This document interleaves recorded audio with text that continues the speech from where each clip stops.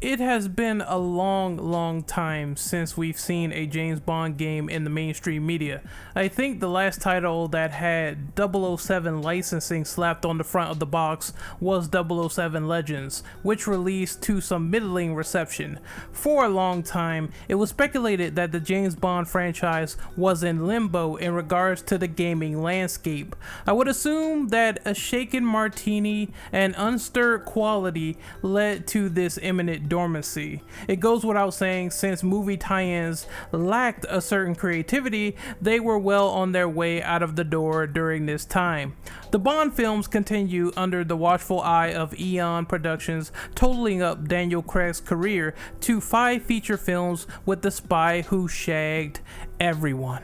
It came at a sudden surprise that IO Interactive were the ones to take up the Bond mantle after all this time, but it certainly was a step in the right direction. IO readily got shafted as soon as Square Enix decided to cut their tenure with this company for good. At least there was a silver lining in the sand when the marquee Hitman franchise managed to convert over to IO. Kane and Lynch and many ninjas, on the other hand, remained at Square Enix. Any attempt at reviving those intellectual properties would have to go through the big dogs at Square Enix. It's a little bit disappointing since I actually did like Crazy Kane and Lynch from a story perspective. Doing a James Bond game has several different factors with IO Interactive, but at least it's a different IP, which creates a little bit more variety for them. The variety is needed, especially because I wanted a little something more than the typical Hitman game after Hitman 3. The Bond titles are usually tailor-made for going through an environment to utilize stealth or to go in guns blazing with numerous gadgets at your disposal. I feel like the gadgets need a little bit more of a priority this time around in terms of how they interweave into things like the combat. I always believe that is the difference maker for James Bond as a spy, because he always has a plethora of gadgets to play around with. He has a wash laser, a detonating cigarette, a grapnel gun, a buzzsaw watch, explosive pins, concussion gas stuck in a briefcase, etc. I can go on and on for days about Bond gadgets, yet I will say I liked how items and gadgets were incorporated in games like Metal Gear Solid 3 Snake Eater. The player had to figure out the correct scenario to make everything work in unison. The notion of that gameplay alone would be more than ideal for applying strategy, wit, and applying the right gadget to a tense situation. Stealth felt marginalized in some areas, like From Russia with Love, where an alert didn't trigger throughout an entire hedge maze level despite me shooting people in that particular section. If anyone could perfect missions like these that would give an extra sense of urgency when sneaking around, then it's certainly IO Interactive. The main concern that should be prevalent here is making Bond extremely nimble during firefights. Agent 47 is a little bit, I wouldn't say tanky, but he's just not like super mobile, agile like Bond. So I'm wondering what type of fix they will apply there to make the gameplay a little bit faster and more frenetic in pace. I don't know which type of playstyle they will use here, either going with the GoldenEye first person view almost, or the third person spectacle that you know from Everything or Nothing and From Russia with Love. I would say that the same rules will need to apply here that allows you to have a robust gunplay system, since Bond won't be sticking to the shadows 24/7 when there's a firefight. The Hitman games are extremely basic when it comes to quick and efficient cover-based shooting. I would say that you would need things like grenade throwback and obviously blind firing and peeking around corners. Something like Splinter Cell Conviction, I felt like that was a really good transition of Sam Fisher trying to go from point to point, being very fast, being very agile, and I think that will work for a Bond game. I also think that Kane and Lynch's bad bullet tracing really doesn't help matters either, so this system would have to be improved upon by IO standards. Bond will really have to adapt to the third person cover mechanics if they decide to choose this route. I also forgot to mention Mark and Execute, where you could do these fast quick kills or fast headshots. I think Bloodstone had it. I think that also it was in Splinter Cell Conviction, obviously, and it was in Wanted Weapons of Fate.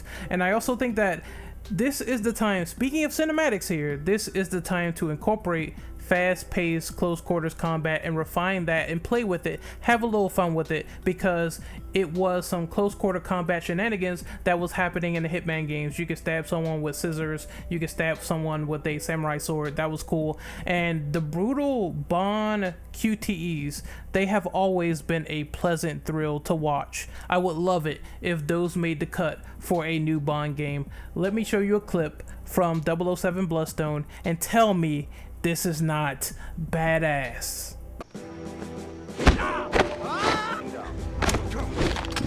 Is someone there?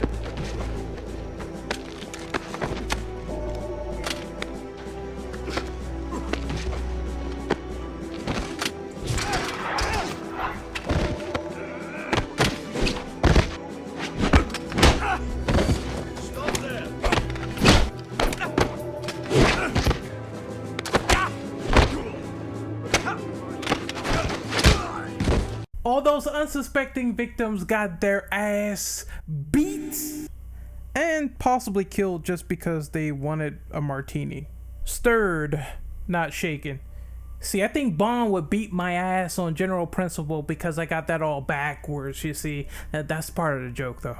Back to the point at hand, I've been thinking about this. What if the new Bond game is in first person?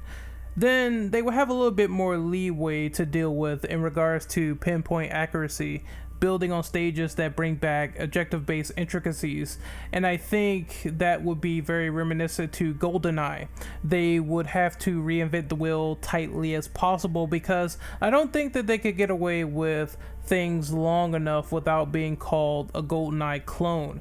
However, I don't think this is a bad connotation at all because it needs to be realized that GoldenEye did bring a lot of ingenuity to the FPS genre as a whole.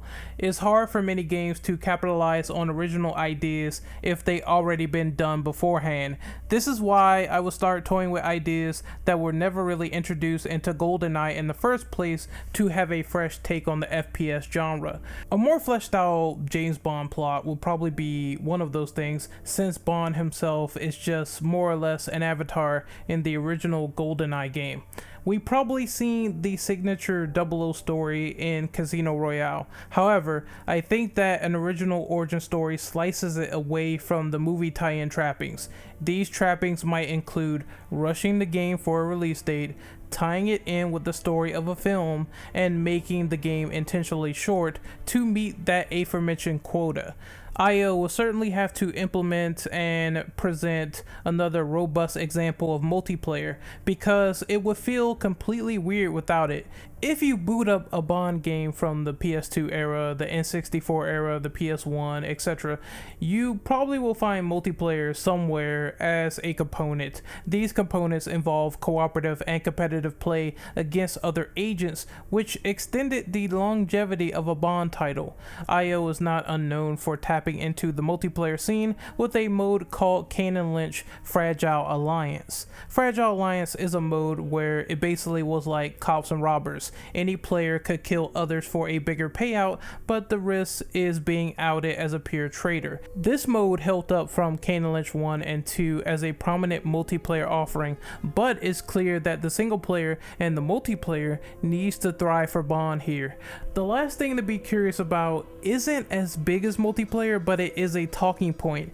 If we dial it back to third-person Bond titles, then they did do a plethora of things to break up the monotony. This included driving around in Bond's signature Aston Martin or using a helicopter to chase down some bad guys. I wonder if that will be re-implemented to break up the repetition. If it's anything like that sleek and super destructive scene that was in GoldenEye the movie, then I think we will be in for some surprising chase sequences if done well.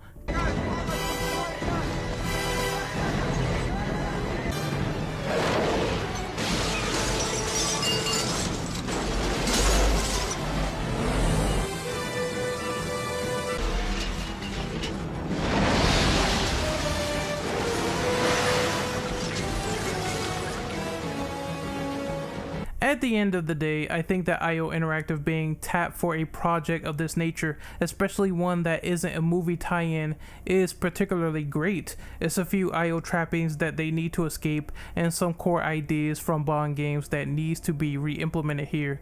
Now, I just want to put in a recap if I didn't say that already. The game needs to feel silky smooth since Bond is very nimble. The game needs to be either in third person or first person. It makes no difference really because this is a preference thing as long as it feels fun and responsive to play. IO's Hitman experience can factor in as something to utilize for future stealth segments involving Project 007.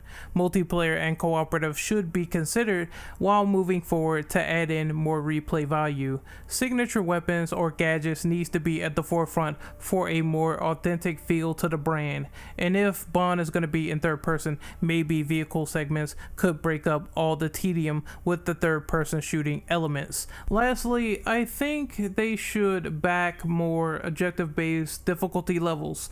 Some Bond levels like in GoldenEye weren't artificially tough with less health and more enemies. Sometimes it meant having way more missions to do before finally completing the objective. Although that being said, I wouldn't mind some challenging stealth elements being added to the mix, like a more alert curiosity meter, aka Hitman Blood Money on Professional for example. I did like aspects from Hitman 2 which tallied up to things that you did at the end of each mission. It felt like it was rewarding. It was something subtle but rewarding, and it still caused players to strive for a better score. Perhaps something like this could be implemented in Bond when approaching a mission in a multifaceted way. Just cut out the always online crap. That kind of episodic nature would not work for James Bond. I'm not sure if movie elements will be incorporated into this plot, but I'm sure the occasional callback will be implemented here if ION or MGM decides to give them full flexibility with the license. So expect some cheeky references to Bond's groin possibly being lasered, or some small oriental guy throwing a hat for the Headless Olympics. Probably. All in all, I just want a good spy game since there has been a supreme drought, a supreme lack of them since Metal Gear Solid, Siphon Filter, and Splinter Cell have all exited the tactical espionage scene. Maybe there's one man who could bring it all back, and his name is Bond. James Bond.